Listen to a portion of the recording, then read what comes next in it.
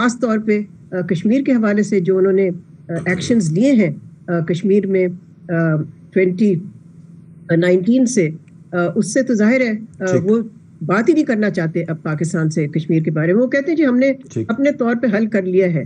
سو میں سمجھتی ہوں کہ it's be very challenging to deal with this troubled relationship with India. India کی سپریم کورٹ کا جو ڈیسیجن آیا یہ ویکیوم میں نہیں آیا اور یہ it was months in making.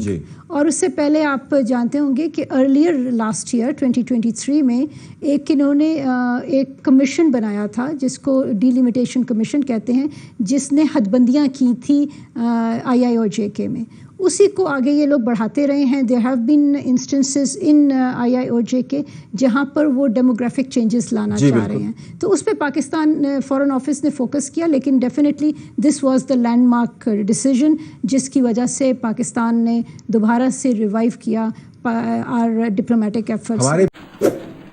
آپ نے سب سے پہلے گھبرانا نہیں ہے، بحیثیت قوم ہم اس کا مقابلہ کریں گے. پاکستان کے بارے میں ہم ہمیشہ سے ہی سنتے پڑھتے اور بتاتے آئے ہیں کہ ہمارا جغرافیہ بڑا اہم ہے، لیکن ہمیں کبھی کبھی لگتا ہے کہ جغرافیہ نے ہمیں مار زیادہ لگائی ہے اور ہم اس سے مستفید کم ہوئے ہیں. میں دیکھ رہا تھا جو آپ کی فارن آفس کی انگیجمنٹس ہیں، جو آپ کی سٹیٹمنٹس ہیں، جو Q&A سیشن ہے، اس میں تقریباً 60 سے 64% جو ہے وہ افغانستان ریلیٹڈ رہا ہے آخری 6 مہینوں میں.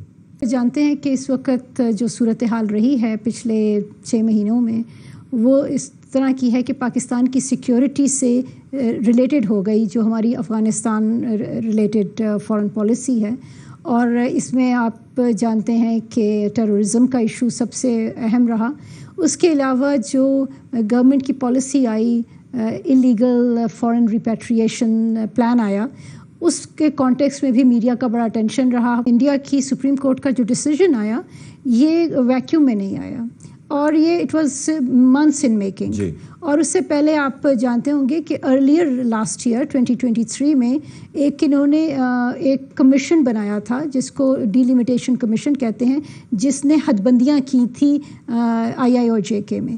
اسی کو آگے یہ لوگ بڑھاتے رہے ہیں. There have been instances in IIOJ کے جہاں پر وہ ڈیموگرافک چینجز لانا چاہ رہے ہیں. تو اس پہ پاکستان فارن آفس نے فوکس کیا، لیکن definitely this was the landmark decision جس کی وجہ سے پاکستان نے دوبارہ سے ریوائیو کیا اور ڈپلومیٹک ایفرٹس.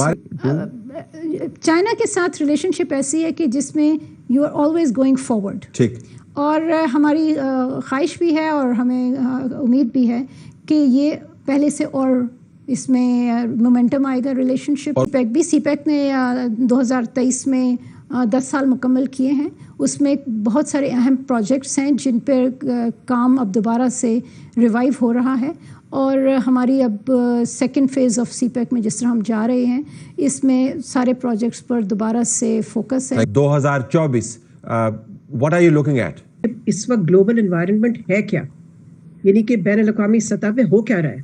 تو اس وقت آپ کو جو نظر آ رہا ہے وہ یہ ہے کہ گلوبل ٹینشنز ہیں سپر پاورز کے درمیان، یعنی کہ چین اور امریکہ کے درمیان، اور جنگیں ہو رہی ہیں غازہ میں، یوکرین میں، اور جنرلی ایک انسٹیبل انوائرمنٹ ہے. اس کے علاوہ میرا خیال ہے 2024 بہت ہی اہم سال ہے اس حوالے سے کہ اس سال میں بہت سے الیکشنز ہیں. ہندوستان میں الیکشن ہے، ہمارے اپنے ملک میں الیکشن ہے، اور امریکہ میں الیکشن ہے کہ ہندوستان کے ساتھ کیا تعلقات ہونا چاہیے. دیکھیں، خارجہ پالیسی حال میں ایڈ ہاک رہی ہے، ری ایکٹیو رہی ہے. ایونٹس ہوتے ہیں تو ہم اس کو ری ایکٹ کرتے ہیں. تو اس لیے کہ ہمیں ایک کوہیرنٹ فارن پالیسی چاہیے. اور انڈیا کے حوالے سے جو کہ بہت ہی ایک ٹربلڈ ریلیشن شپ ہے، اور ہم نے دیکھنا یہی ہے، ظاہر ہے لگتا تو یہی ہے کہ Modi will get another term in office. تو ان کے ساتھ کس قسم کے تعلقات ہو سکتے ہیں، اور خاص طور پہ کشمیر کے حوالے سے جو انہوں نے ایکشنز لیے ہیں کشمیر میں 2019 سے، اس سے تو ظاہر ہے وہ بات ہی نہیں کرنا چاہتے اب پاکستان سے کشمیر کے بارے میں. وہ کہتے ہیں جی ہم نے اپنے طور پہ حل کر لیا ہے. سو میں سمجھتی ہوں کہ it's be very challenging to deal with this troubled relationship with India, but we need to be sure کہ اس ریلیشن شپ کو ہم ٹینشنز کو ہم مینیج کر سکیں.